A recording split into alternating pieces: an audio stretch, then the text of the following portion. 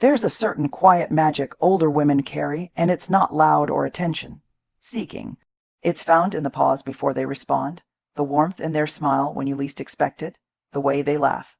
Not at you, but with you, especially when life is absurd.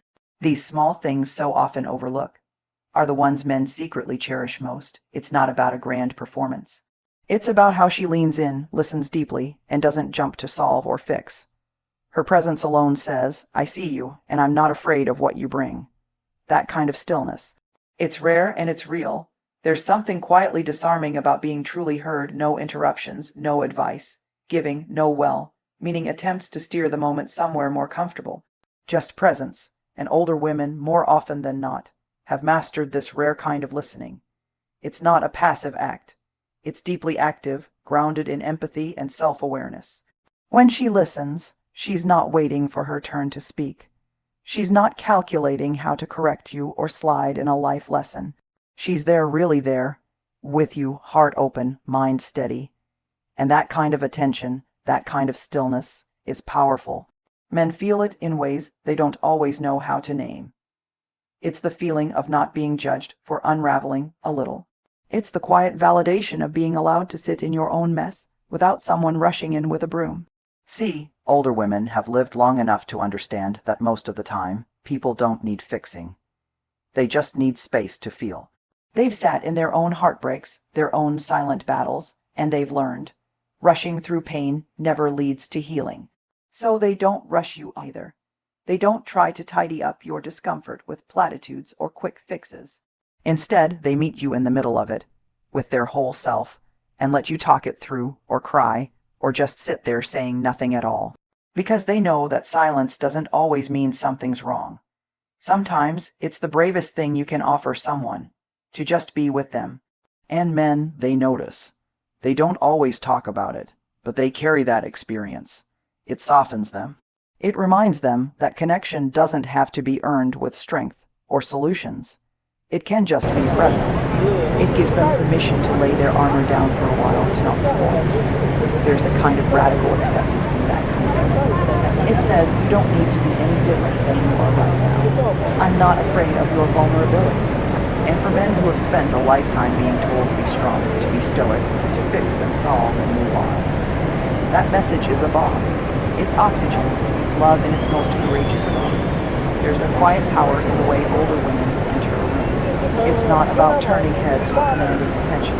It's about something deeper, something steadier. They don't walk in trying to prove their worth. They already know it. They've shed the skin of needing to be seen a certain way. They've traded performance for presence, and that shift, it changes everything. This kind of grace doesn't come from external validation. It's built over time, from the heartbreaks they survived, the mistakes they owned, the dreams they had to rewrite. It's in how they hold themselves, shoulders back, gaze soft but unwavering, a stillness that doesn't beg for approval. They're not chasing perfection. They're choosing authenticity, and men notice. Not in the flashy, immediate way you notice someone who wants to be noticed, but in the slower, deeper way someone lingers in your mind long after they've gone. Grace in this sense doesn't mean being passive. It doesn't mean shrinking or staying small to keep others comfortable. It means moving through the world with a kind of self-trust that's been hard-earned. It means knowing when to speak and when to hold silence. It's in the way she says no without guilt and yes without fear. It's the quiet confidence that doesn't need an audience. Older women don't hustle for their identity anymore. They don't perform femininity, success, or confidence to fit into someone else's story. They've reclaimed their own narrative. They wear what they want, speak how they choose, and stop apologizing for taking up space. That alone is magnetic, not because it's loud, but because it's real. And here's the truth most people won't say aloud. Men admire that deeply because they too are tired. Tired of pretending, performing, managing expectations. To witness someone who's let go of all that and still stands strong, soft, whole is healing. It gives them permission to exhale, to stop performing too. She doesn't need to be the smartest in the room, or the most put together, or the loudest. She just needs to be true. And that truth, carried with grace, becomes the kind of beauty that doesn't fade.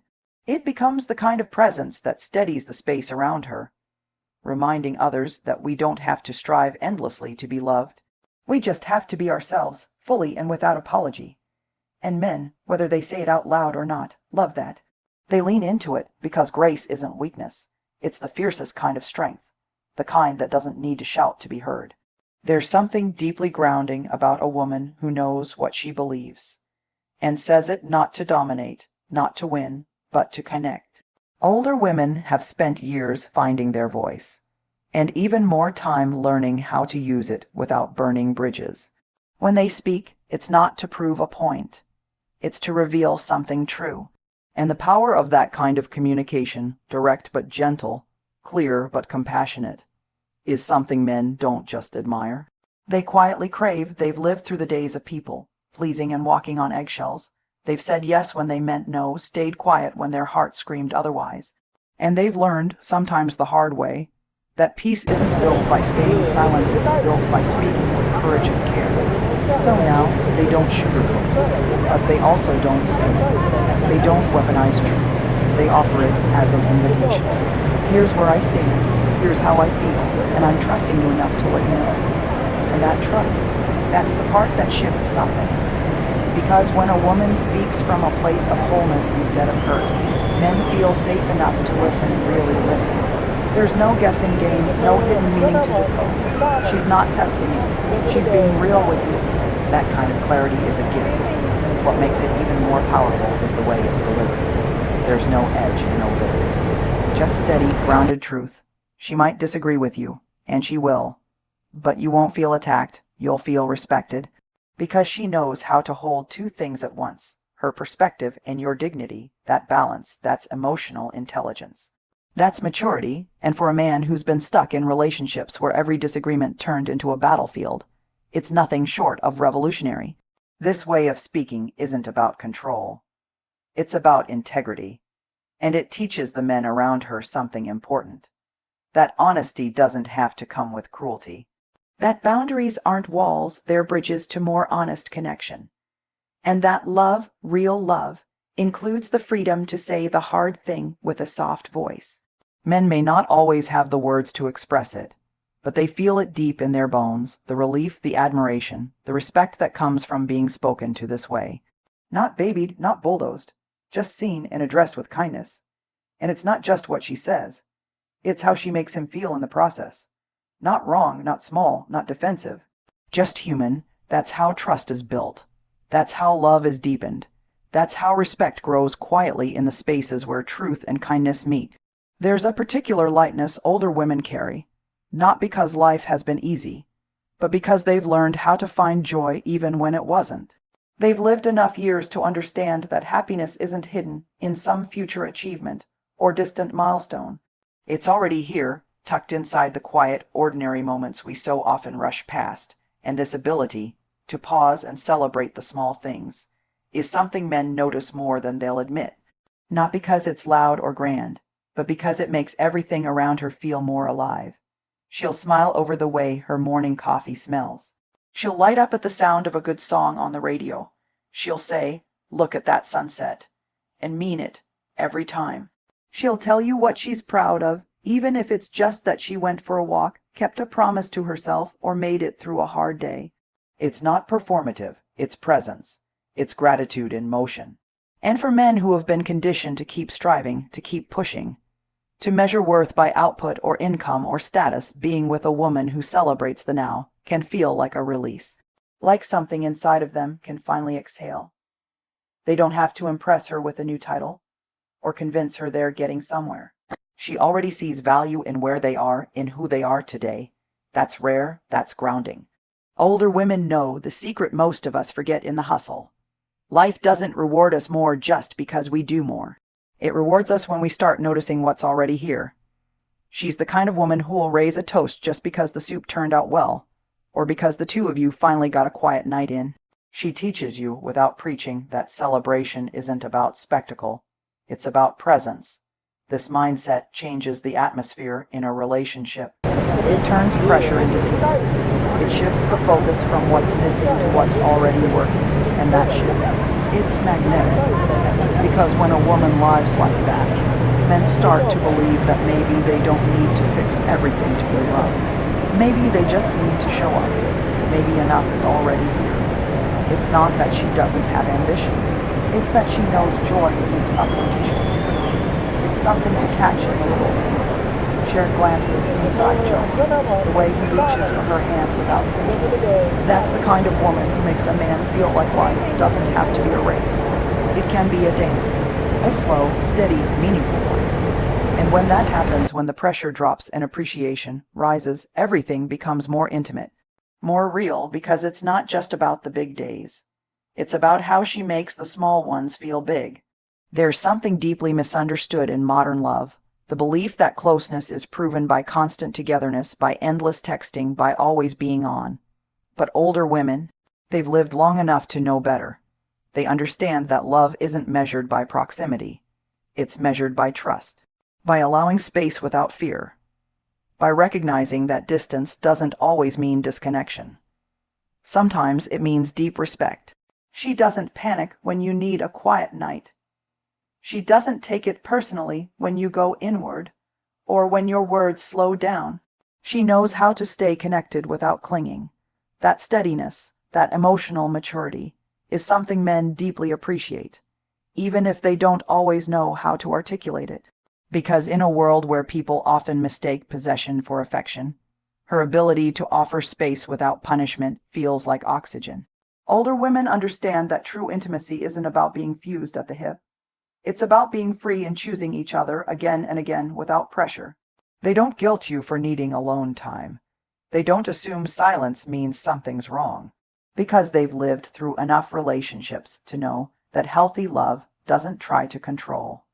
It creates room to breathe. They don't disappear. That's not what space means to them. It means presence without pressure. It means being able to sit in the same room doing different things and still feel held.